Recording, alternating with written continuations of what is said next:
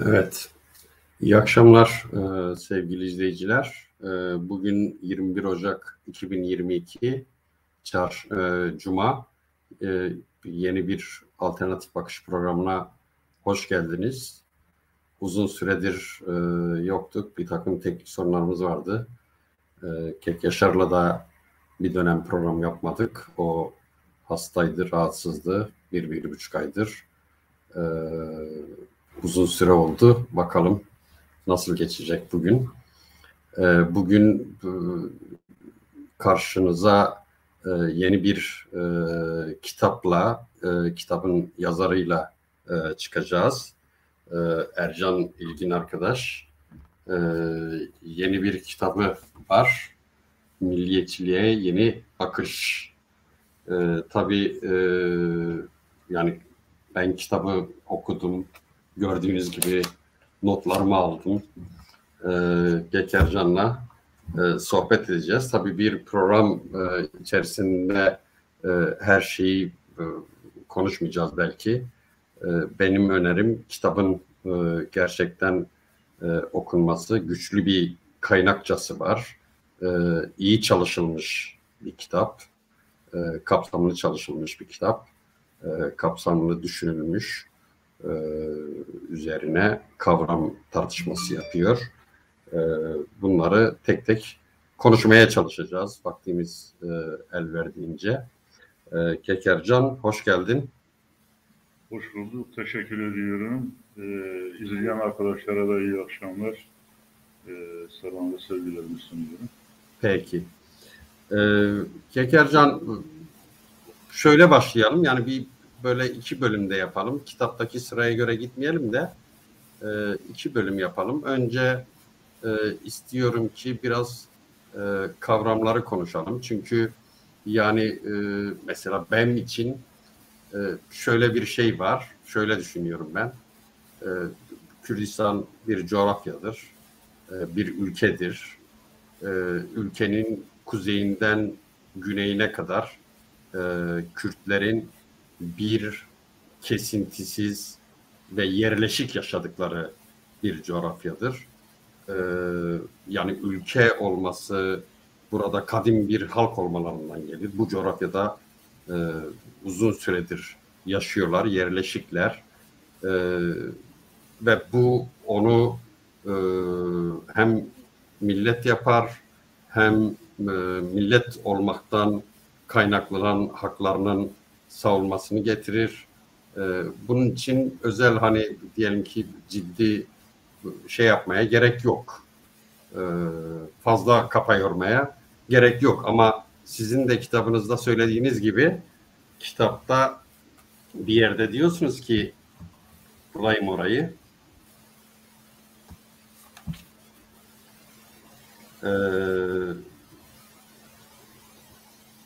Diyorsunuz ki entelektüel dünyada modern dünyaya ait tüm ideoloji ve kavramların tanımlanması konusunda hiçbir zaman bir konsensus oluşmamıştır. Yani evet.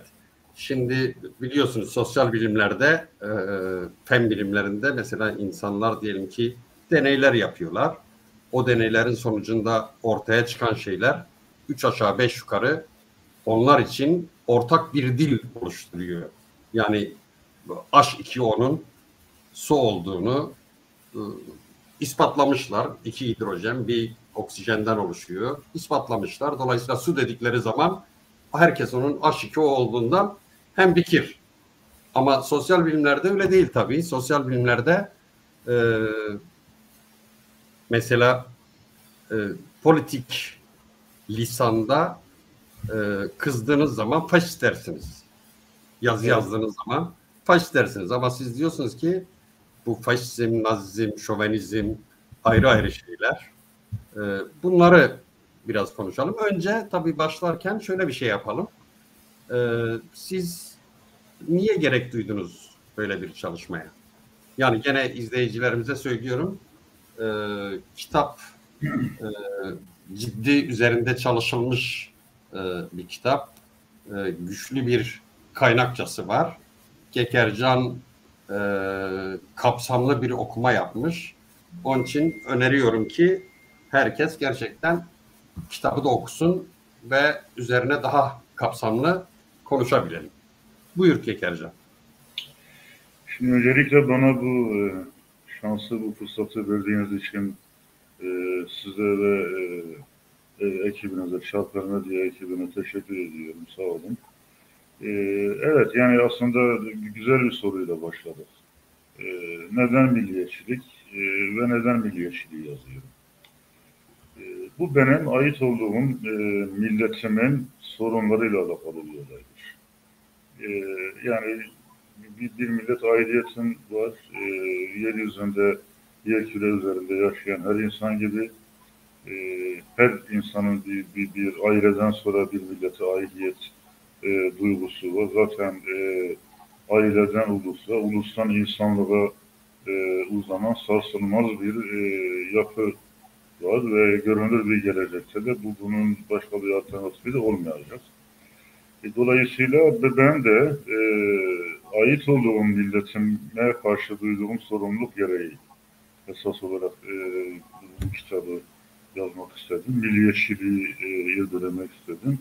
Çünkü milliyetçiliğin bana göre objektif anlamda tek bir tanımı var. Birey ait olduğu milletinin çıkarlarını, kendi kaygılarını merkezine alır.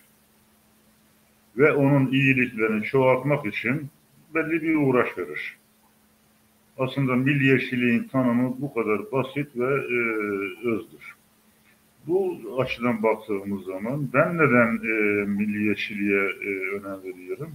Çünkü milletime ait, milletimin çıkarları, milletimin geleceği, milletimin var olma uğraşısı, bütün bunlar benim kaygılarımın merkezine oturmuş durumda. Dolayısıyla ben de yeni bir paradigma çerçevesinde eğer yapabilirsen hep birlikte bunu yapacağız. Yeni bir millet sözleşmesi oluşturmak zorundayız. Yani bizim sorunumuz milli. Mezopotamya gibi bir kadim bir coğrafyada yaşayan yerleşik bir milletiz. İnsanlığın yerleşik yaşama geçtiği bu kadim coğrafya üzerinde binlerce yıllık atalarımızın bir geçmişi var.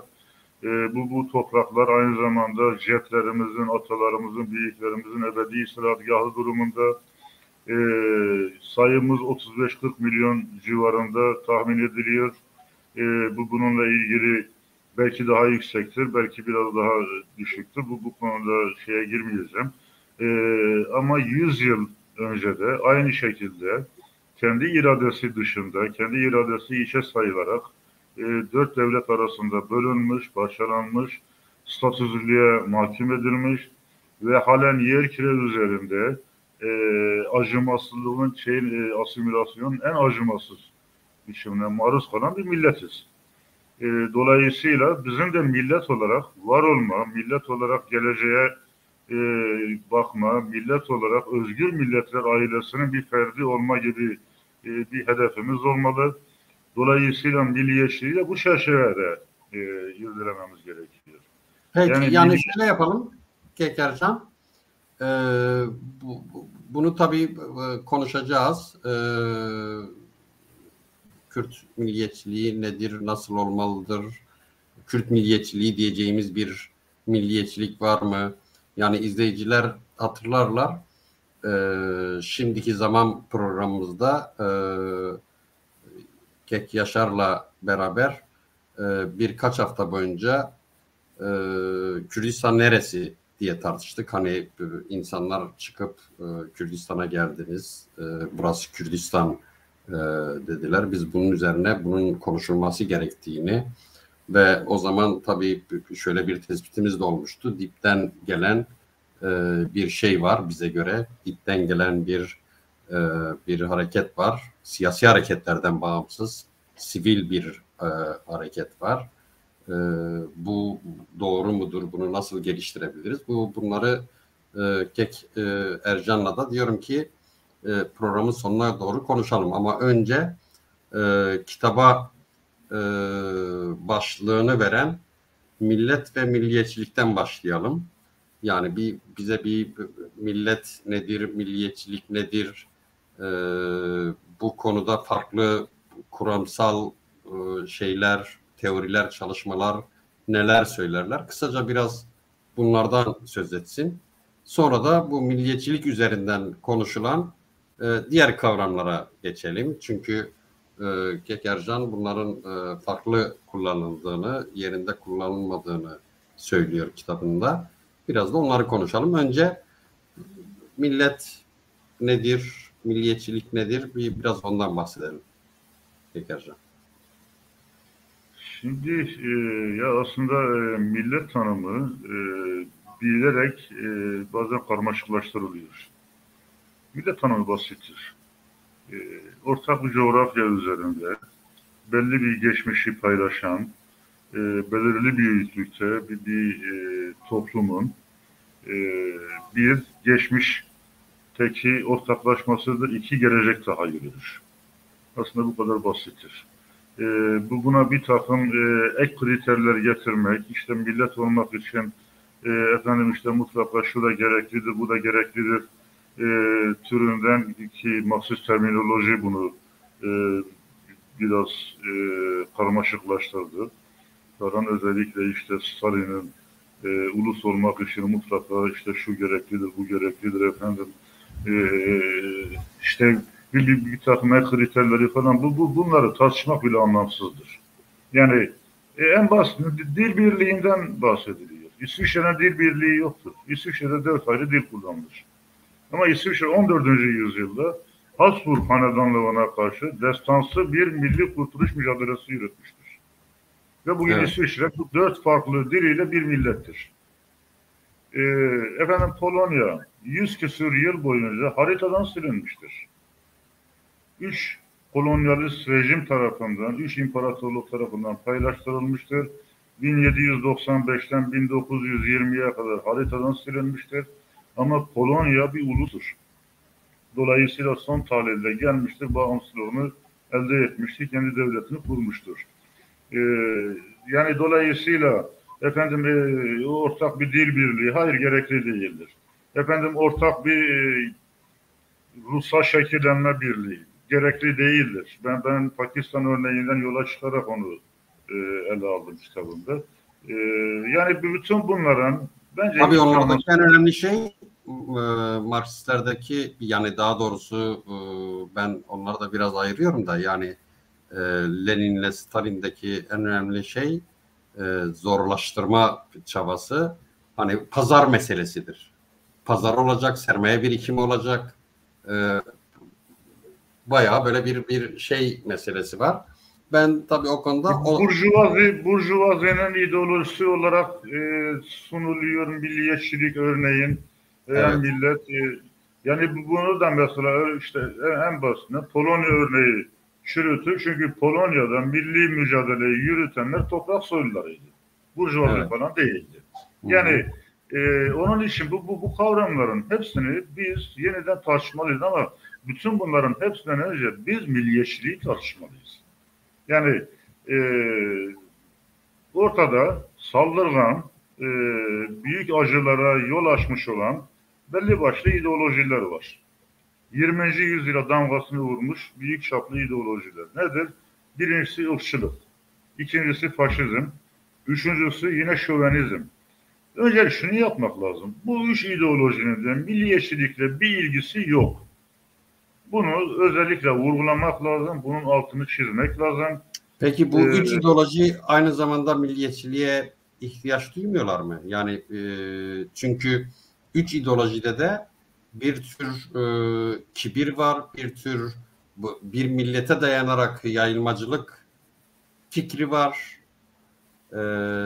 Bir milleti üstün görme, mesela şovenist şey var. Sen şey diyorsun, yani bunların milliyetçilikle alakası yok diyorsun. Oysa bilinen şey ya da bizim kullandığımız, söylediğimiz bu üç ideolojide aslında milliyetçiliğin kötü kullanma biçimleri diyelim. Yani kötüye kullanılmış biçimleri diyelim. Hayır. Yani orada da ben Ona da karşıyım. Milliyetçiliğin en kötüye kullanılmış hali yine milliyetçiliktir. Fransa, bunun çok somut bir örneğidir. Fransa'daki sağ milliyetçilik en aşırı milliyetçilik olarak bilinir. Ama Eric Hobsbawm'ın da çok yerinde tespitiyle Fransa'nın o aşırı sağ milliyetçiliği İkinci Dünya Savaşı döneminde direniş hareketlerine katıldı ve Nazi işgaline karşı ülkesini savundu. Bakın milliyetçiliğin en aşkın biçimi yine milliyetçilik olarak kalır. Fransa bunun en somut örneğidir. Irkçılık tamamen başka bir şeydir. Irkçılığın zaten ortaya çıkışı tamamen milliyetçiliğe karşı bir tepki ideolojisi olmasıdır. İnsanlar bunu görmüyor veya görmezden geliyorlar. 16. yüzyılda milliyetçiliğin gelişmesiyle birlikte millet iradesi kendini monarklara dayattı, krallara dayattı. Krallar milletin bu iradesiyle karşılaştığı zaman yapmaları gereken bir tek şey vardı. Soylu sınıfın yani aristokrasinin imtiyazlarını yavaş yavaş ellerinden almaya başladılar. Soylu sınıfın yerine okumuş, entelektüel, kendi milletine bir şeyler katabilen normal insanlar giderek daha fazla sarayda ön plana çıkmaya başladı. İngiltere'de bu süreç başladı. Sonrasında Amerika'da, Fransa'da gelişti. Ve soylu sınıf iktidarını kaybetmeye başlayınca kendini bir üstün ırk olarak tanımladı. Irkçılığın ortaya çıkış hikayesi tamamen budur. Yani zaten ırkçı ideolojiyi yaratanın da zaten bir soylu sınıfın aristokrat temsilcisinden başka birisinin olması beklenmiyordu. Fransız soyluları yarattılar bu ideolojiyi. Kendilerini üstün Cermen ırkı olarak tanımladılar. Fransız halkını, kendi milletlerini aşağı bir ırk olarak tanımladıkları Kelt sınıfına dahil ettiler. O kategori içerisinde gördüler ve kendi uluslarına karşı bir mücadele yürüttüler. Mesela bakın Goebbels Nazi ırkçılığının ilhamını aldığı en önemli ırkçı ideologdur. Bir Fransız soylusudur. Goebbels iflah olmaz değil de ulus düşmanıdır. Ulus düşmanlığını o kadar açık bir şekilde ifade eder ki ulus der tehlikeli bir olaydır. Çünkü ulus kan karışımıdır. Biz ulusa karşıyız der zaten. Esas itibariyle ırkçılık ulusa karşı savaşın temelinde ortaya çıktı. Bu temelde oluştu ve bu temelde örgütlendi. Hatta internasyonel oluşturmaya kadar gittiler. Diğer yandan mesela yine Goebbels yurtseverliğe karşı da çok aşı tutmadır. Kitabımda bunu kaynaklarıyla ortaya koymaya çalıştım. Goebbels yurtseverliğin bile son derece kötü bir şey olduğunu söyler, kendini ırksever olarak tanımlar. Dolayısıyla Fransız soylularının yarattığı bu ırkçı ideoloji 20. yüzyılda işte Chamberlain vasıtasıyla Nazi ırkçılığına ilham oldu. Rosenberg bu şeyleri alarak getirdi. Sonuçta Nazi ırkçılığı bu temelde şekillendi. Yani ırkçılık özünde her durumda ulusa karşı savaşın temelinde ortaya çıktı. Nazi ırkçılığı Slav şeyini temel aldı diyorsunuz. Kuzey Avrupa ülkelerindeki genetiği temel alan bir yaklaşımdı diyorsunuz. Pardon anlamadım. Nazi ırkçılığı İskandinav ülkelerindeki yani Vikinglerden gelme evet. temel alma özelliğindeydi diyorsunuz. Zaten bakın Nazi ırkçılığı peki Rosenberg üstün ırkı kendi ulusunda bulamıyordu. Bunu da çok açık bir şekilde ifade ediyorlardı. Örneğin Nazilerin kurduğu Rusya ırk dairesi onların üstünlük bahşettiği Nordik ırkını Alman toplumu içerisinde %6 gibi belirliyordu. Onların aradığı üstün ırk zaten İskandinav ülkelerindeydi. Kuzey Avrupa'daydı. Yani onlar o derece ulus düşmanıydılar ki kendi uluslarında bile o anlamda aradıkları üstün ırkı bulamadıklarının bilinciyle İskandinav ülkelerine yöneldiler. Hitler'in kendisi de aynı şekilde öyle. Dolayısıyla Nazilerin üstünlük bahşettiği ırk kendi ülkelerinde değildi. Ve Naziler ideolojik olarak da hiçbir zaman Bismarck geleneğinden gelmediler. Prusya geleneğinden gelmediler. Onlar yeni bir şeydiler. Kendilerince yeni bir üstün ırk arayışı içindeydiler ve üstün ırkında tamamen İskandinav ülkelerinde olduğunun bilincindeydiler. Peki Almanları Dolayısıyla nasıl? kendi uluslarına karşı da bir savaş yürüttüler. Almanları yani kitlesel çapta tüm Almanya'da biliyorsunuz İtalya'da faşistlerin iktidara gelmesinde, Almanya'da Hitler'in iktidara gelmesinde büyük bir kitle desteği var. Bu kitle desteği hangi sınıfa, hangi millete denk düşüyordu? Ee, bakın çok ilginçtir. Hitler'in iktidara gelmesinde Alman komünistlerin desteği sosyal demokratlardan çok daha fazladır. 1932 yılında Cumhurbaşkanlığı seçimlerinde Edward Hallett kendisi de iyi bir Marksisttir. Rakamlarla ortaya koyar bunu. Sarsılmaz bir doğruluktadır. 1932 seçimlerinde Alman Sosyal Demokratları Hindenburg'u destekliyordular. Ehvenişehir prensibine göre. Çünkü sonuçta demokratik bir gelenekten geliyordu.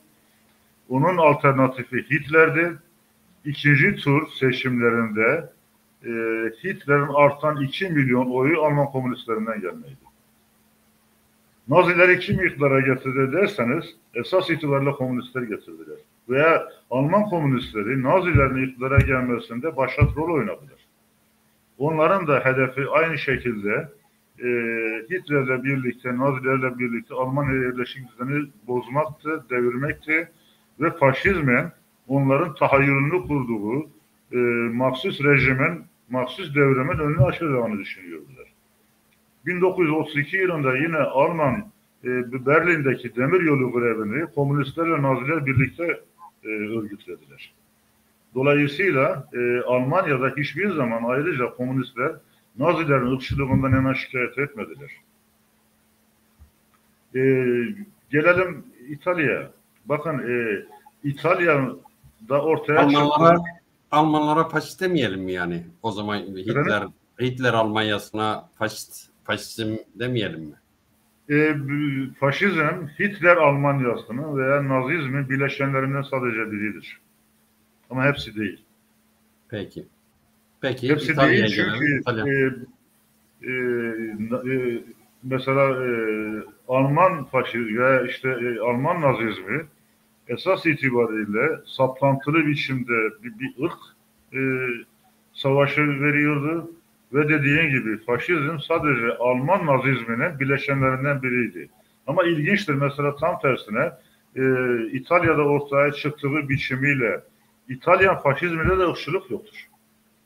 Mussolini evet. Nazileri ve Almanya'yı işte ırkçı tımarhane diyordu. Yahudiler Mussolini'yi iktidara geldiği dönemde bile dünyanın en iyi Yahudilere yardım eden 10 Hristiyan'dan biri olarak seçiyordular. Antisemitik ırk yasaları 1938'de Mussolini tarafından İtalya'da yürürlüğe konuldu. Ki onu da ben kaynaklara dayanarak kitabımda açtım. Onu da yine Mussolini Hitler'i yatıştırmak için o ırk yasalarını yürürlüğe koydu. Dolayısıyla İtalya'da ortaya çıktığı biçimiyle özgün faşizmin içerisinde ırkçılık yok denecek kadar azdır. Tam tersine örneğin yine ilginçtir. Sovyetler Birliği'ndeki nasyonal bolşevizmle Hitler'in nasyonal sosyalizmi arasındaki benzerlikler çok daha fazladır. Ve Stalin'in nasyonal bolşevizmi içerisinde antisemitik uygulamalar hatırı sayılır ölçüde fazlasıyla vardır. Bunları da irdelemeye çalıştım. Yani evet. Dolayısıyla biz kavramları yeniden ele almalıyız. Yeniden tartışmalıyız. Bu aynı zamanda şunu hedefledim bu şeyle. Milliyetçilik ne değildir? Biraz da öyle bakmak lazım. Yani milliyetçilik ırkçılık değildir. Milliyetçilik faşizm değildir. Milliyetçilik şövenizm değildir. Ve bunlardan beslenmez. Yani ya da diyelim ki faşizm, ırkçılık, şövenizm, milliyetçilikten beslenmez mi diyorsunuz? Beslenmez, hayır. Faşizm hiçbir zaman milliyetçilikten beslenmedi. Irkçılık hiçbir zaman milliyetçilikten beslenmedi. Dediğim gibi ırkçılık zaten milliyetçiliğe karşı bir tepki ideolojisi olarak ortaya çıktı. Naziler 1789 öldü diyordu. Sloganlarından birisi buydu.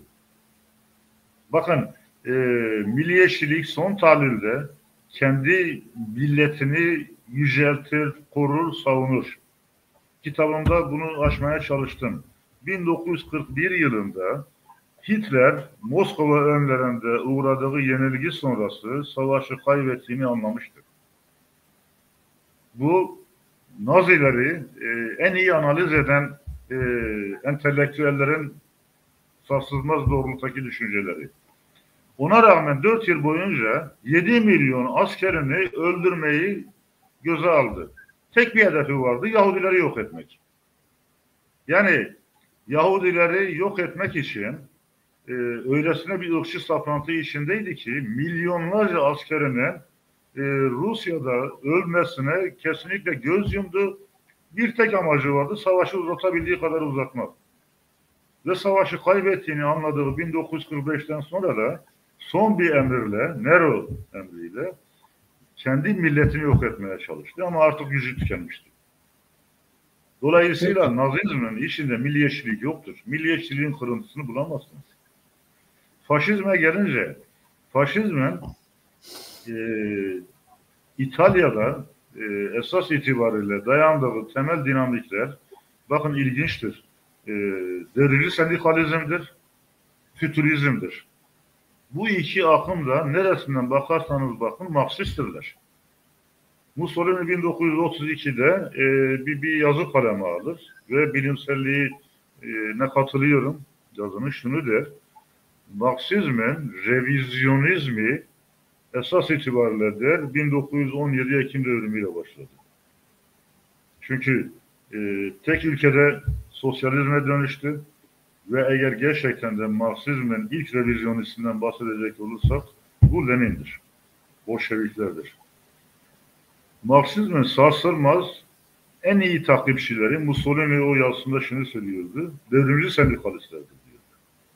Devrimci sendikalistler İtalyan faşizmini kuran yegane dinamiktir, en büyük dinamiktir. Ve bunlar Marksistler. Diğer yandan yine İtalya'daki fütüristler, o fütürist akımda milliyetçilik dışında her şeydi. Ve fütürist akımı da açalım biraz tabii. Fütürist akım sanıyorum kurulu düzene, geçmişe dair var olanı tahrip etmeye ve yeni bir şey oluşturmaya, yani geçmişe yönelik tepkiden oluşan bir sanat, edebiyat hareketi aslında. Ve faşizme estetiğini kazandıran. Evet. Hani kavram açmak Marinetti, fütürizmin lideri, faşist parti içerisinde sonuna kadar partinin politbüro üyesi olarak kalmıştır. Ve fütürizm öyle bir akımdır ki kanla beslenen, savaşla beslenen ve bütün milletin, İtalyanların geçmişini yakıp yıkmayı hedefleyen bir yapıya sahiptir. Geçmişine savaş açar. Peki bu faşizmde, nazizmde ortaya çıkışı sağlayan hani toplumsal koşullar ya da toplumsal alt üst oluş ya da toplumsal hareketlilik nasıl bir sınıfsal şey? Mesela Gramsci'de şöyle bir şey var. Diyor ki yani faşizm üzerine değerlendirmelerinde diyor ki yani İtalya'da vardı, yıllarca parlamento yürütemiyordu, yani yönetemez duruma gelmişti ve büyük bir işsizlik, büyük bir sefalet vardı, sokak gösterileri vardı ve bu sokak gösterileri aslında o hayattan direkt etkilenen küçük burjuvazi diyor, yani esnaf, çalışan küçük ve işçilerden, yani işten atılmış işçilerden oluşuyordu. Bu faşizmin iktidara gelmesinin koşullarını oluşturdu ama bundan faydalanan büyük toprak sahipleriydi diyordu. Çünkü aynı zamanda onların Hani kahverengi yelekliler mi? Bir Kahverengi şey, gömlekli. Evet. kahverengi gömlekliler. Aynı zamanda büyük toprak sahiplerini böyle bir koruma şeyini aldılar ve onların da işine geldi diyor. Yani hem İtalya'da hem Almanya, yani şöyle düşünüyorum genel olarak.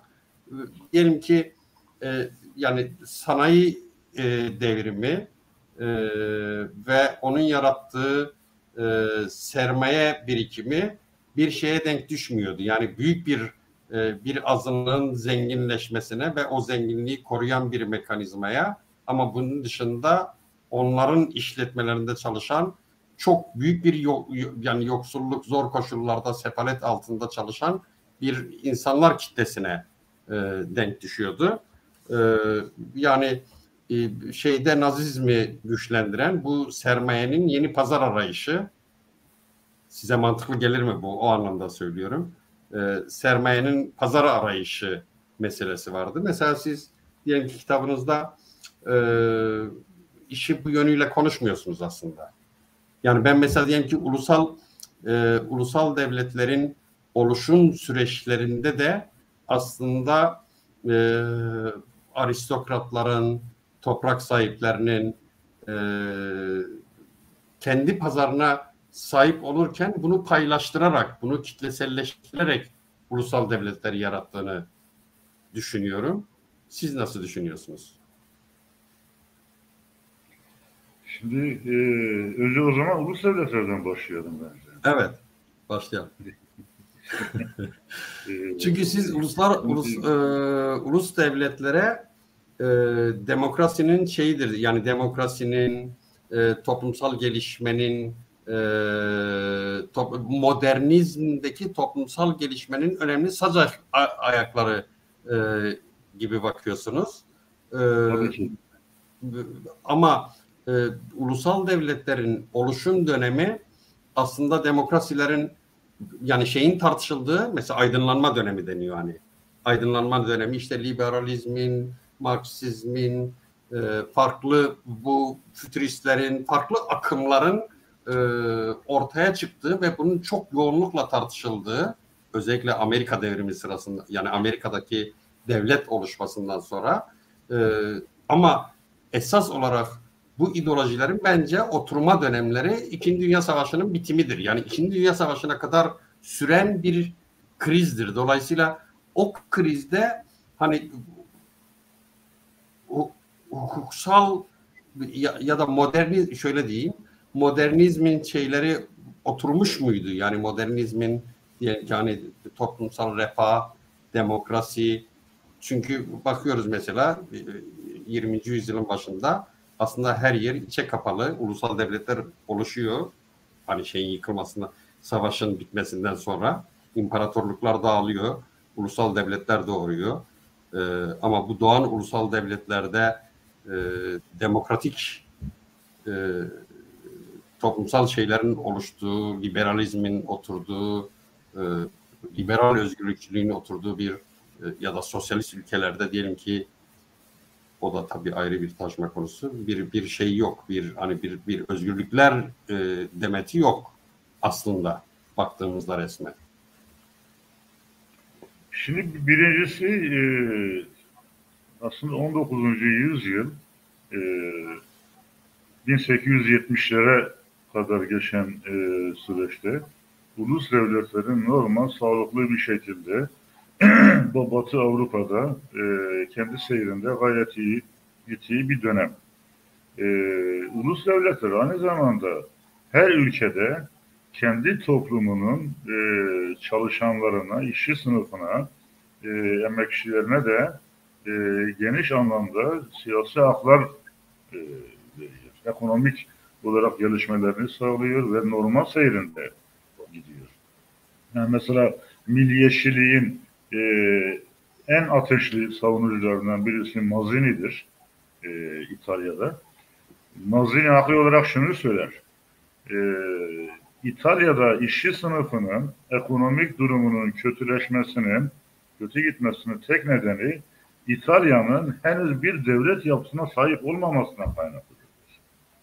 Yani Ulusal kurumlar yoktur, ulusal yapılar yoktur. Kendi ülkesinin işçi sınıfını koruyacak yapılardan yoksundur İtalya. Çünkü kendi ulusal birliğini sağlamamıştır. Dolayısıyla ulus devleti mesela İtalya oldukça geç bir dönemde kendi birliğini sağlar. 1870'lerden sonra. Ama onun öncesinde örneğin Batı Avrupa ülkelerinde normal ulus devletler kendi seyri içerisinde gelişmelerini sürdürürken diğer yandan kendi toplumuna belli ölçüde bir refah sağlıyorlar. Ama ulus devletleri esas yok eden, onların altına Arendt'in deyimiyle dinamiti koyan emperyalizmdir. Yani 1870'lerden sonra özellikle İngiliz emperyalizmi deniz aşırı şeyi yakaladı Afrika'da ve ırkçılığı orada sarılmak zorunda kaldı bir anlamda. Ve aynı şekilde emperyalizm ulus devletleri yıkan bir özelliğe sahipti. Yani o deniz aşırı emperyalizm dediğimiz şey aslında ülkedeki fazla sermayenin fazla emekle bir araya gelip el birliğiyle ülkeyi terk etmesiydi. Şimdi o işin bir başka yönü, o konuya girersek biraz çok şeye gelir. Esas itibariyle milliyetçilik üzerinde yine yoğunlaşacak olursak, milliyetçilik, bakın modernizmin, kalkınmanın ve demokrasinin temel itici dinamiği olmuştur. Bu üç akımdan her biri varlığını milliyetçiliğe borçludur. Milliyetçilik demokrasi yaratmıştır. Çünkü milliyetçilik geliştiği ülkelerde bu ülkenin bütün fertlerini o milletin asli birer unsuru haline getirmiştir. Kalkınmayı yaratmıştır. Rekabet ruhunu işlemiştir o toplumlara ve ulusal ekonomileri yaratmıştır. Buradan yola çıkarak aslında biz şeye gelmeliyiz. Yani Kürt milliyetçiliğine gelmeliyiz. Geleceğiz. Biz neden Kürt milliyetçiliğine karşıyız? Evet. Bu milliyetçilik kavramını yani birileri bu kavramı kirletmiş ve biz de bu kavramdan kaçınmak için başka kavramlar bulmaya çalışıyoruz yanımızda. Dolayısıyla biz gelin her şeyden önce bunu bütün Kürt entelektüellerine buradan bir çağrı yapıyoruz. Biz bu kavramın üzerindeki lekeleri temizliyoruz. Çünkü bu lekeler buna ait değil. Tekrar söylüyorum. Irkçılıktan, faşizmden ve şövenizmden bu üçünden arındıralım. Yani ben milliyetçiliğe yeni bakış derken yeni bir tanım bulma peşinde değilim. 400 yıllık, 500 yıllık bir şeyin ideolojinin, bir düşünce biçiminin yeniden tanımı bulunamaz. Ama bunu bütün ön yargılardan azade bir biçimde tartışabiliriz. Biz bunu yeniden yaratmalıyız.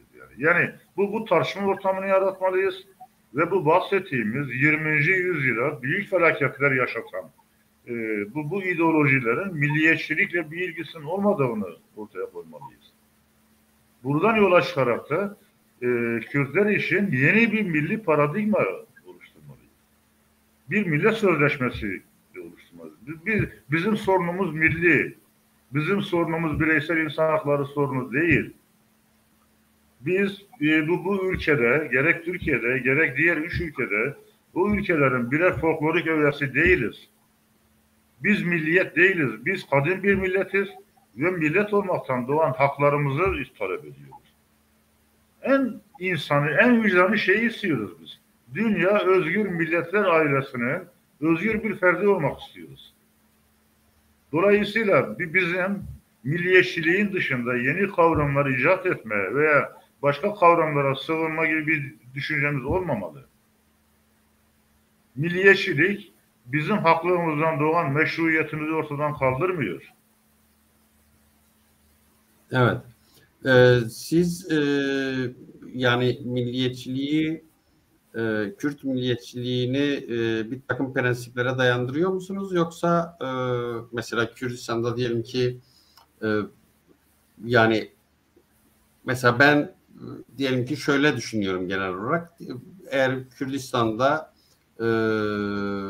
Kürdistan'ı bir ülke kabul edip, üzerindeki millet kabul edip, bu milletin ulusal demokratik haklarını savunan herkes bana göre, yani sosyalistim de dese, dindarım da dese, ne bileyim liberalim de dese, aslında milliyetçidir. Yani milliyetçilik bir şemsiyedir orada. Siz nasıl bakıyorsunuz? Ve ben tamamen ona katılıyorum. Bakın ben ideolojilerin varlığından rahatsız değilim. Yani Kürtler arasında yaşamı İslami esaslara göre belirlemek isteyen, İslam hukukuna sıcak bakan insanlar da olabilir. Yani dindar, muhafazakar, mütedeyyin kesim de vardır. Marksist, sosyalist kesim de olmalıdır. Ben Marksizmin kendisine ve Kürtler niye Marksisttir gibi bir şey söyleyemem. Benim öyle bir hakkım da yok. Ama esas itibariyle Kürtler kendi milli çıkarlarını ideolojilerinin üstüne koymalıdırlar. Milliyetçilikte ısrar etmemin nedeni budur. Yani bakın, milliyetçiliği bir şemsiye gibi görüyorsunuz.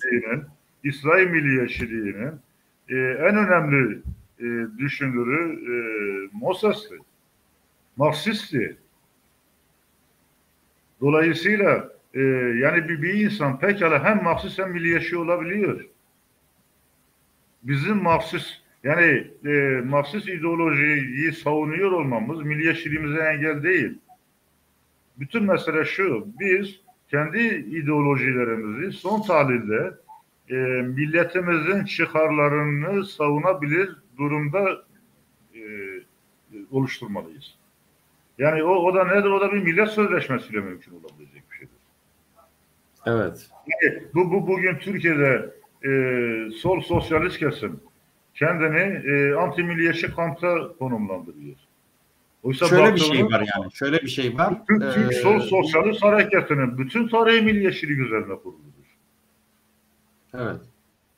Yani evet, milli demokratik devrim teorisi. Milli demokratik devrim teorisi özünde Türk milliyetçiliğinin en muazzam inşasıdır ve sol inşasıdır. Evet. Yani Nazım Hikmet, bakın Türk entelijansiyasında bütün kesimlere, solun bütün kesimlerine bu milliyetçilik sirayet etmiştir. Ama ikiyüzlülük şurada. Onlar bir yandan milliyetçiliği savunurken diğer yandan biz Kürtlere aman milliyetçilikten uzak durun telkinlerde bulunuyorlar. Yani evet. Nazım Hikmet'in milliyetçiliği sadece Huvayi Milliye Destanı ve işte olmayan sonradan icat edilmiş suni olarak yaratılmış bir Kurtuluş Savaşı destanını savunması, onu şey yapması falan değil. Esas itibariyle Nazım Hikmet'in Türk milliyetçiliğine en büyük katkısı bana göre kendi proleter Ahmet'ine bile milli gururu onun dilinden anlatabilmesidir. Bizim milli gurura ihtiyacımız var. Bizim millet olarak yeni bir paradigmaya ihtiyacımız var. Biz millet olarak ayağa kalkmalıyız. Nedir ve bizim mesela önündeki doğan meşruiyetimizi, şunu da eklemek zorundayım. Bakın haklılığımızdan doğan meşruiyetimizi önleyecek olan şey bizim milliyetçiliğimiz değil. Bizim kullandığımız siyasi yol ve yöntemlerdir, mücadele tarzıdır. Hayır, biz esas onu sorgulamalıyız. Eğer bizim milliyetçiliğimizden kendi ideolojisinin esas itibariyle insani olarak adlandıran, kendi ideolojisinin en üstüne insani silsileler dizisini koyan bir Türk sosyalistini rahatsız ediyorsa sorun onun algılayışındadır. Çünkü biz onda olan ama bizde olmayan bir şeyi talep ediyoruz. Özgür milletler ailesine katılmak istiyoruz biz. Kendi özgür kimliğimizle ve kendi geleceğimizi belirlemek istiyoruz. Dolayısıyla onların bize milliyetçilik yapmayın veya milliyetçilikten uzak durun telkinlerinde bulunması kesinlikle samimiyetsizliktir. Ben bunu hakim ulus kibri olarak adlandırıyorum. Evet. Şimdi tabii Kuzey Kürdistan'da şöyle bir şey var. Yani ana akım siyasal hareket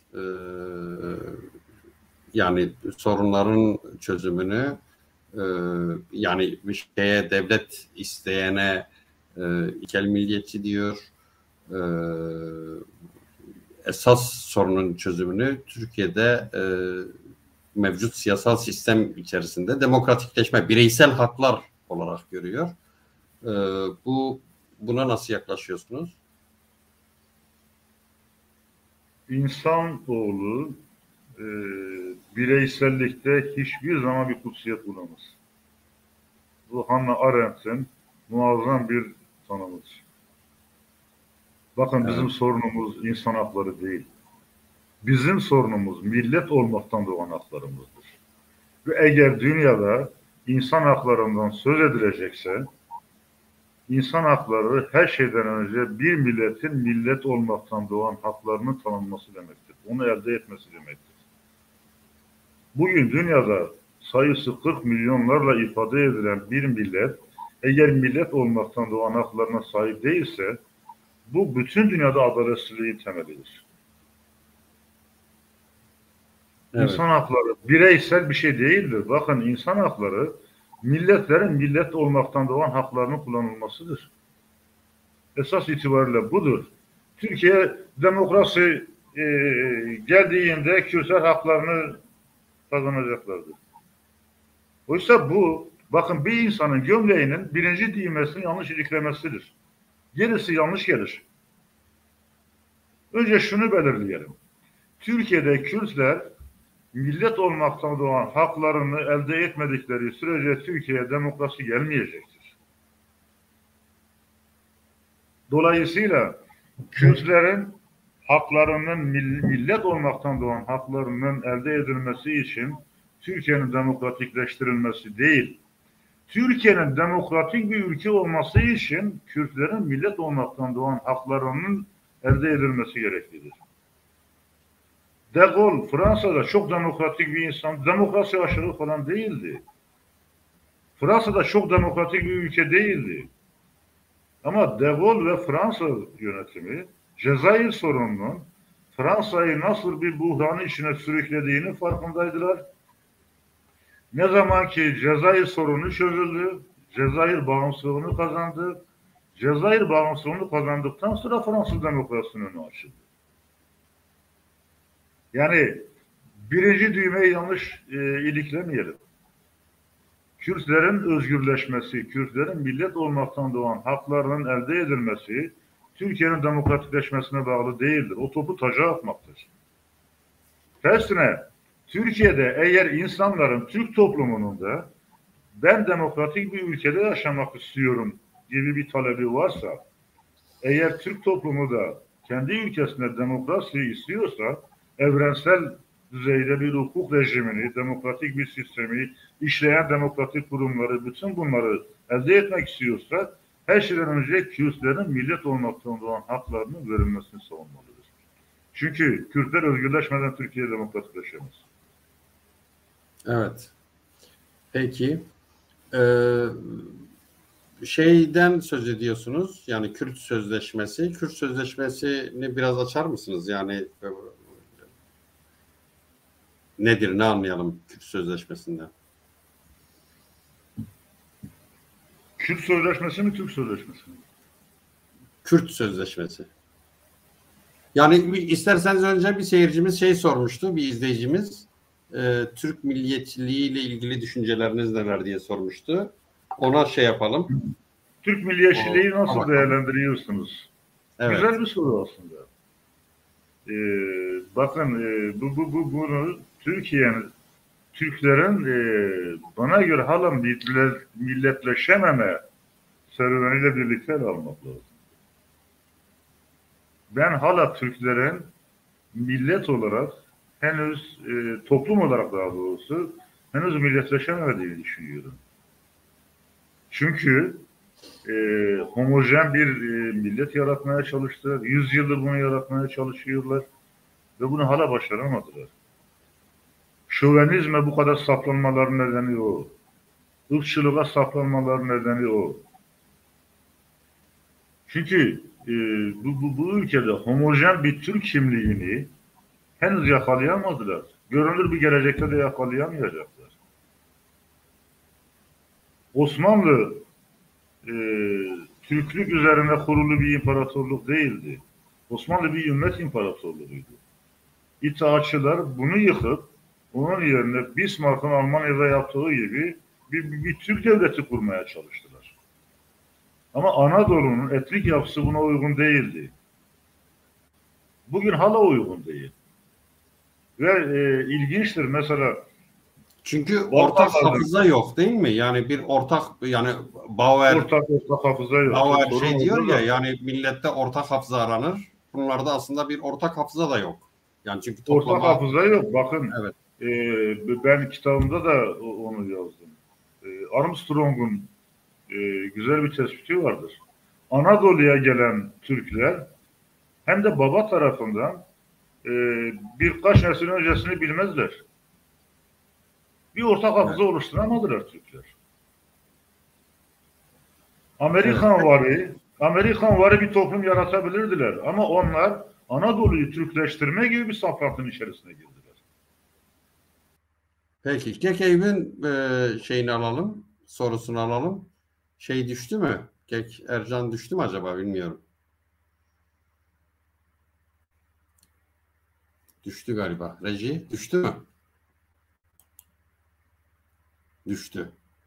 Peki tabii kendisi dönüp gelse, cevap verse daha iyi olur, ama kitabında Kekeyip Ahmedi Hani'den bahsediyor. Evet, geldi Ercan. Düştün sen Kekercan. Evet, Ee, ben düştüm. evet. Kekeyip'in sorusunu koyalım. Evet. Kitapta bahsediyorsun. Bir de istersen burada bahset. Evet, değerli dostum Eyüp Alaca Bey yazmış. Türk milliyetçiliği Ahmet Hanı ile başlatıyor. Şüphesiz, şüphesiz bu aynı zamanda e, Ahmet Hanı e, ulusu milliyetçiliğin eseri olarak gören ve milliyetçiliğin milletleri yarattığı, aslında milletlerin kurgu olduğu şeklindeki modernist inşacı teoriye karşı da ve benim kullandığım çok kuvvetli bir argümandır. Ahmet Erkan'ı 17. yüzyılda Kürt milliyetçiliğini dile getirmiş. Bu çok önemli bir şeydir. Evet. Çok önemlidir. Bir 1789 Fransız devrimine de denk düşmüyor. Ondan da daha öncedir. Zaten bakın bu vesileyle şunu da söyleyeyim. Milliyetçilik Fransız devrimiyle 1789'da başlamıyor. Milliyetçilik 16. yüzyılın ikinci yarısında İngiltere'de başlıyor. Hı hı. İngiltere'den Amerika'ya yayılıyor, sonra Fransa'ya yayılıyor. Aslında Fransa milliyetçiliğin baraj kapaklarının açılmasıdır bir anlamda. Ama Evet. çok önemli, Ahmet Hanı olayı çok önemli. Kürt milliyetçiliğinin bu kadar eski bir tarihe denk düşüyor olması bu anlamda önemlidir tabii ki. Evet. Peki. Başka soru var mı Reji?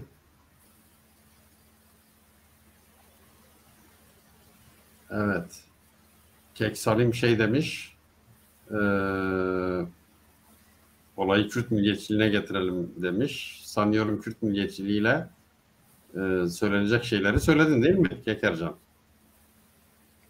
Kürt Vallahi milliyetçiliğiyle ilgili yani eklemek istediğin bir şey var mı? E, e, peki şöyle bir soru sorayım. Şimdi bu, yani Türkiye'de demokrasi çabası e, içinde olan şeyler, Kürtler e, aynı zamanda Kürt milliyetçiliği için bir zemin oluşturabilirler mi? Bir alan oluşturabilirler mi? Soruyu bir daha alabilir miyim? Ben Yani aşağıda bir hani soru vardı, buna takıldım da. peki o soruya bakalım önce. Sonra nasıl olsa buradayız, konuşuyoruz. Evet, Suna kardeşimiz sormuş. Sunni inanca sahip olan bir Kürt olarak Ezidi ve Alevi Kürtlere yapılan katliamlara üzüldüğüm kadar Filistin'e acımamam beni yoksa yapar mı? E, Yani şimdi bir defa hiçbir şekilde bu sizi ırkçı falan yapmaz. Irkçılık çok başka bir şeydir. Israrla tekrar söylüyorum. Kürtlerde zaten hiçbir zaman bir ırk saplantısı oluşmadı. Bugün. Geçmişte de olmadı. Yakın görünür bir gelecekte de olmayacak. Ama Anayasa Yani Mahkemesi biliyorsun. bir ırk iddiamız yok yani bizim. Şekercan, biliyorsun Anayasa Mahkemesi PAK'ı kapatma davasında PAK'a ırkçılık yapıyorsunuz dedi. Yani Kürdistan Özgürlük Partisi O adından zaman dolayı Anayasa adam. Mahkemesi'ne aslında ırkçılığın ne olduğunu anlatmak lazım. Evet. Ne olduğunu anlatmak lazım. Biz Evet. sadece milliyetçilik yapıyoruz ve milliyetçilik zaten yani benim o kitaptaki esas itibariyle e, naçizane bütün çabam milliyetçiliğin tamamen ırkçılığa karşı ve ırkçılığa karşı bir tepki ideolojisi olarak oluştuğu şeklindedir.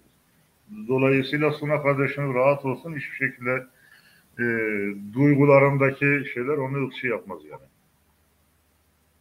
Peki. Bir Şunu sormuştunuz. evet, şunu sormak istiyordum. Yani bu diyelim ki e, Kürtlerle ilgili çözüm önerileri olanların farklı önermeleri var. E, Diyelim ki federasyon olur, işte statü diye formülleştirilen şey var. Bağımsız Birleşik Kürdistan diyen var. Yani bunlara nasıl ortak bir şeyde, bir milliyetçilik şeyinde birleştirebiliriz prensip olarak? Ne tür prensipler koyabiliriz? Şimdi Yani ya ben ondan önce şunu sorayım Kekercan, ondan önce şunu sorayım. Yani günümüzde geldiğimiz teknolojik dönüşüm, bu dijital dönüşüm, bu dijital dünya e, Kürt milliyetçiliğini tehdit eden bir şey midir? milliyetçilik bizim davranış biçimimiz, bizim duygularımız, bizim düşüncelerimiz, bizim politika dilimiz ve görünür bir gelecekte bu böyle devam edecek. Bu bütün dünya için geçerlidir. Yani teknolojinin gelişmesi milliyetçiliği e, etkisini azaltmıyor.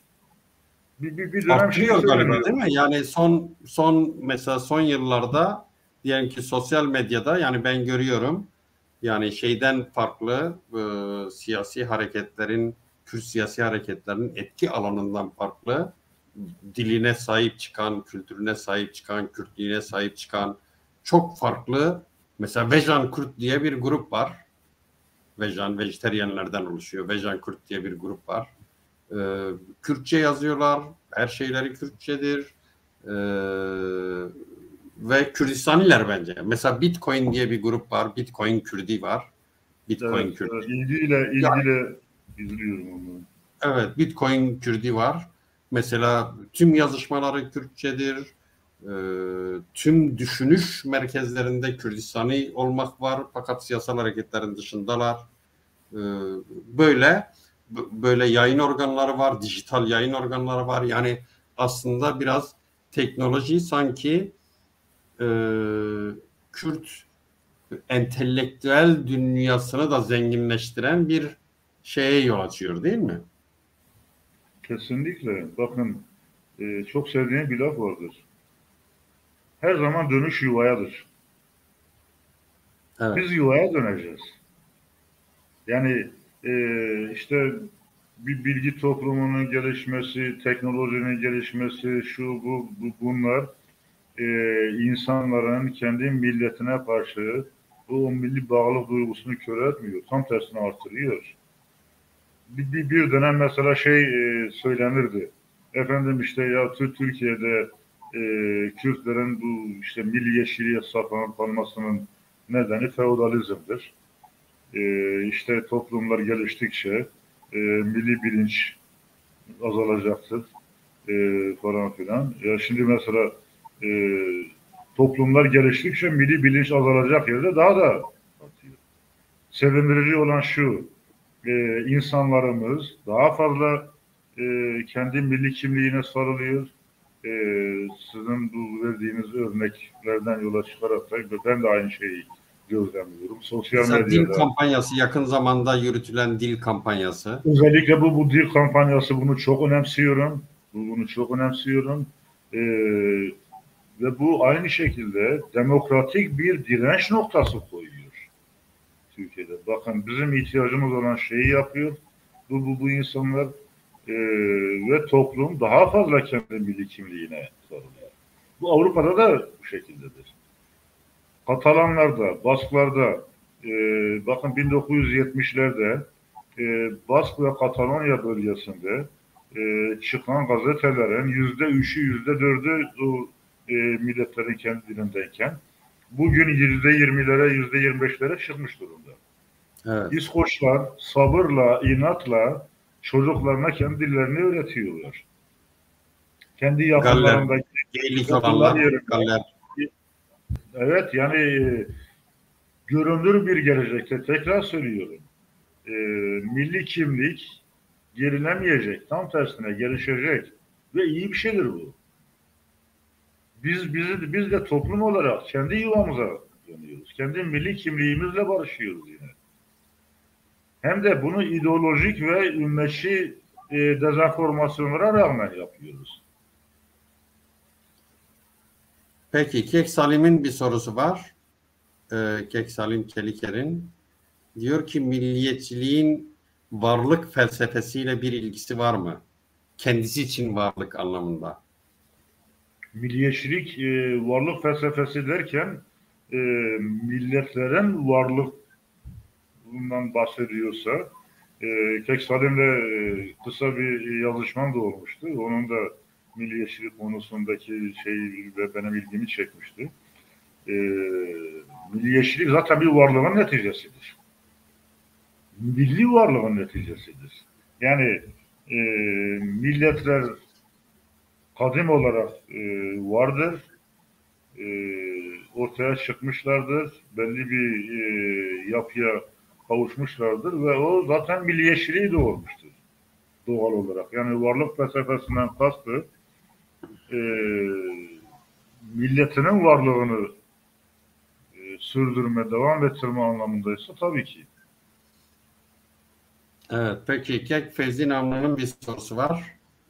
Diyor ki Kürt milliyetçiliğinin temel sütunu, fenomen olarak temel sütunu nedir?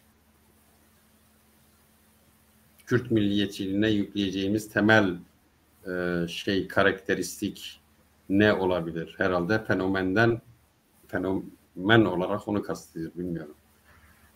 Fenomenden neyi kastediyor bilmiyorum ama milliyetçiliği kendi içinde belli bir fenomenliği her zaman barındırır. Ama milliyetçilik akılcı bir milliyetçilik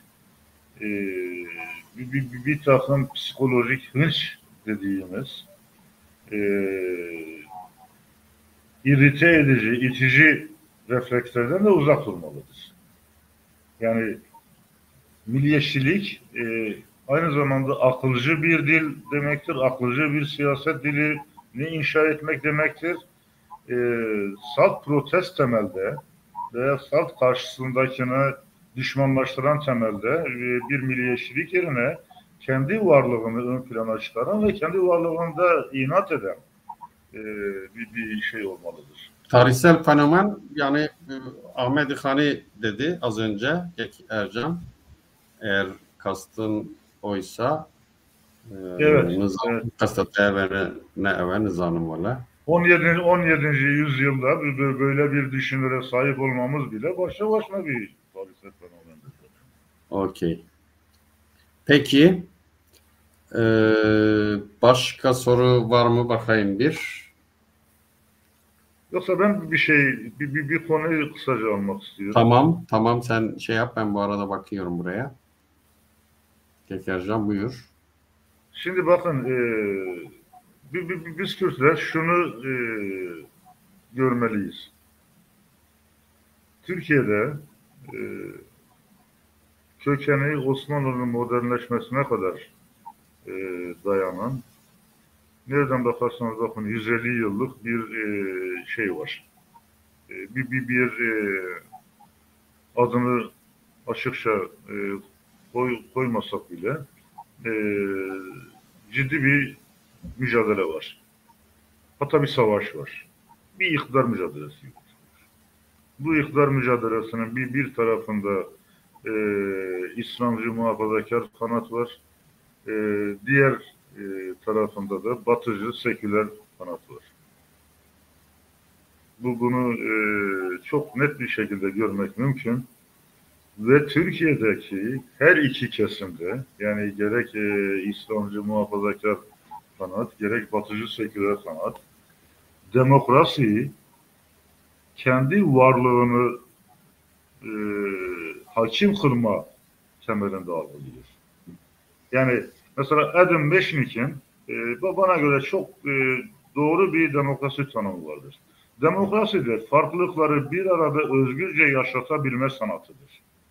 Ama Türkiye'de her iki kesimde demokrasiyi yek diğerinde özgürleştirerek demokratik bir temelde karşısındakinin varlığına tahammül ederek ortak yaşama kültürünü oluşturmak yerine iktidara geldiğinde karşısındakini ezme, onu sindirme temelinde algılıyor.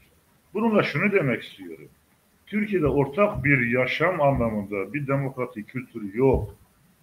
Maalesef Türk toplumu böyle bir demokratik kültüre sahip değil. Dolayısıyla biz Kürtler böyle bir takım hayali demokrasi cepheleri falan kendi tahayyülümüzde inşa etme işinden vazgeçmeliyiz. Türklerin kendisinde, Türk toplumunun kendisinde zaten o anlamda bir demokratik kültür yok. Dolayısıyla biz şunu dayatmalıyız. Bizim millet olmaktan doğan haklarımız var. Bizimle ittifak yapmak isteyenlere her zaman kapımız açıktır. Biz ne Türklere, ne Araplara, ne Farslara düşmanlık yapmamalıyız. Öyle bir derdimiz de yok bizim. Ama böyle hakların kardeşliğiymiş, ümmetin birliğiymiş. Hayır, bunları da bırakalım. Bunları da bırakalım ve biz şunu söyleyelim. Siz gerçekten demokratik bir ülke inşa etmek istiyor musunuz? Bunu istiyorsanız önce gelin bizim millet olmaktan doğan haklarımızı konuşalım. Ve her şeyden önce bizi bir eşitiniz olarak kabul edin. Türk toplumunda hakim ulus kibri öylesine yoğun bir biçimde var ki sorun şu, bunlar en insani, en humaniter kesimler bile Kürtleri ayrı bir millet, kendi eşiti olan bir millet olarak görmekten imtina ediyorlar. Dolayısıyla politikamızda bu temelde biz inşa etmeliyiz. Milli olmalıyız. Milliyetçilikten kastım bu biraz da. Milliyetçiliği içselleştirmeliyiz, ısrarla söylüyorum. Milliyetçiliği politikamızın bir parçası haline getirmeliyiz. Ve bu temelde yeni bir paradigma inşa etmeliyiz. Demin bir soru sordunuz. O da arada şey oldu. Yani bağımsız bir Kürdistan mı, otonomi mi, federasyon mu? Yani diyelim ki Kürt milliyetçiliği bunlardan herhangi birisine dayanmak zorunda mı, ya da bunların ortalama bir şeyle bir, hani şey dediniz ya, Kürt sözleşmesi lazım. Kürt sözleşmesi böyle bir şeyi formüle etmeli mi bir çözüm olarak? Bağımsız Birleşik Kürdistan, Kuzeyde Bağımsız Kürdistan, otonomi, statü, Ben bunu önemli bir Kürt lider, büyük bir Kürt lider, Mele Mustafa Barzani'den bir örnek vererek başlamak Hele Mustafa Barzani şunu diyordu. Irak'a demokrasi, Kürdistan'a otonomi. Evet. Ve bu Bu onun milliyetçiliğiyle uzun yıllar o ekolun sloganı oldu. Ama Bela Mustafa Barzani Kürdistan'a otonomi derken Kürdistan'ı ben yöneteceğim diyor. Yani ben şahsım olarak değil, bir Kürtler millet yönetecek. olarak kendi kendimizi yöneteceğiz. Dolayısıyla Kürt milliyetçiliği elbette bir statü talebidir. Ama bu statünün ne olacağına her bir parçada Kürtlerin kendileri nesnel koşulları çerçevesinde karar verirler. 10 sene önce Güney Kürdistan'da e, Sayın Mesut Barzani de dahil olmak üzere kimse bağımsızlık konuşmuyordu. Evet. 20 sene önce 18 vilayete bölünmüştü Irak'taki yapı. Federal bir yapı bile yoktu. Orada Sayın Barzani dayattı. Merhum Celal Talaban ile bir araya geldiler. Koşulların zorlamasıyla federasyon oluştu. Bugün işte bağımsızlık referandumunu yapmışlar ve bir anlamda tapuları cebinde şartların oluşmasını bekliyorlar. Dolayısıyla milliyetçilik statü talebidir. Yani o zaman da Kürdistanlıydılar, şimdi de Kürdistanlılar. Tabii ki ama o günkü koşullar otonomi e, dayatıyordu. Bugünkü koşullar bağımsızlığı dayatıyor. Ama sonuçta o gün de Mela Mustafa Barzani Kürdistan'a otonomi derken Kürdistan'ı biz yöneteceğiz diyor. Evet. Ama Biz bir entelektüel şey olarak, tavır olarak aslında şunu söylemek ya da bir aydın tavrı olarak nasıl dünya üzerinde milletlerin devletleri varsa Kürdistan 4 parçaya bölünmüştür, e, parçalanmıştır ve yani bağımsız Birleşik Kürdistan Kürtlerin hakkıdır. Ama politik çözümlemeler başka bir iştir. Yani koşullara göre gelişen süreç bir başka iştir sanıyorum. Gene gittin, gene geldin. inatla geleceğim. İyi ki ben düşmüyorum Kekercan. Ben düşsem kötü. Evet, evet. Doğru, Ben düşsem kötü yani. Evet. Peki başka şeyi konuştuk sanıyorum. Bir soru daha var. Türklerin bu kadar ırkçı ve saldırgan olmasının büyük bir korkunun ve kuruluşundaki meşru olmayan kuruluş felsefesinden mi kaynaklanıyor? Tamamen katılıyorum. Çok doğru. Evet. Çok doğru. Evet, sanıyorum bir soru daha var. Kürt milliyetçiliğinin temel karakteristiği nedir ya da ne olmalı? Yani oluşturulacak paradigma hangi temel esaslar üzerinde kurulmalı ki tüm kesimler için bir sözleşmeden bahsedelim. Yani mutabakatı oluşturacak ilkeler neler olmalı? Sevgiye de buradan selamlarımı, sevgilerimi iletiyorum arkadaşıma. Güzel bir soru. Kürt milliyetçiliği sadece Kürt milliyetçiliği değil. Bütün toplumsal sözleşmeler, bütün millet sözleşmeleri milleti partilerin, örgütlerin, hiziplerin üstünde inşa eder. Millet sözleşmesi dediğimiz şey odur. Milliyetçilikte bu denli ısrarcı olmamın nedeni şu. Hep derim, biz bir milletiz. Parti değiliz. Örgüt değiliz. Hizip değiliz. Yaşayan liderleri yüceltmek bizim işimiz olmamalı. Tarihimizdeki büyük iz bırakmış liderlere tabii ki sahip çıkacağız. Ama milleti ön plana çıkaracağız. Milleti e, kutsallaştıracağız. Kutsiyeti partilere, örgütlere, ideolojilere değil, milletin kendisine vereceğiz. Bunun üzerinde inşa edeceğiz. Kürt milliyetçiliğinin temel karakteristiği de bana göre bu olmalıdır. Yani ortak bir millet sözleşmesinde birleşmek, ortak bir millet sözleşmesinde bir araya gelmek. Ben demin şey örneğini onun için verdim. Moses ve Moses şunu diyor ya, önemli bir Marksist'ti aynı zamanda. 19. yüzyılda. Gerçi Marx onu pek sevmezdi Yahudi olduğu için. Marx'ın antisemitikliği de bilinen bir şeydir. Fakat o denli de önemli bir Marksist ki kendi Yahudi toplumuna şunu söylüyor. O diyor Almanlar sizi niye sevmiyor biliyor musunuz diyor. Sizin Almanya aşkınızdan dolayı veya işte şundan dolayı bundan dolayı değil elbette ki diyor. Siz diyor bunların hepsini yapıyorsunuz. Almanlar sizin yassı burunlarınızı sevmiyor. Sizin kıvırcık saçlarınızı sevmiyor. Siz onlardan değilsiniz. Ve milletine şunu öğütüyor.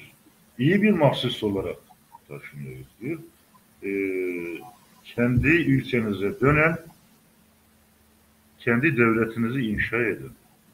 Yapmanız gereken şey bu. Bizim dönülecek bir şeyimiz, biz zaten kendi coğrafyamızdayız. Kadim bir milletiz. Biz bütün ideolojilerimizi ortak bir millet sözleşmesine tabi kılmalıyız. Bunu esas almalıyız. Milliyetçilik bunun için bize gereklidir. Milliyetçilik bu öğretiyi bize sağlayacaktır. Evet. Evet, teşekkür ederim. Sanıyorum bu kadar konuştuk. Gene kitabı göstereyim. Milliyetçiliğe Yeni Bakış.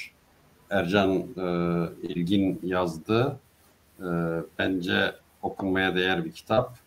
Kürtler uzun süredir şey yapmıyorlar. Yani böyle bir okuyup tartışma ve kavramlar üzerine konuşma geleneğini kaybettiler uzun süredir.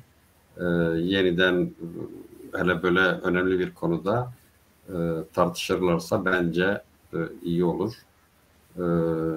Biz Gek Yaşar'la biraz yaptık bunu. Üzerine bu kitap geldi. Bugünlük söyleyeceğimiz bu kadar. Eklemek istediğim bir şey var mı Kekercan? Benim yok. Teşekkür ediyorum. Kekercan sen nereliydin? Ben Diyarbakırlıyım.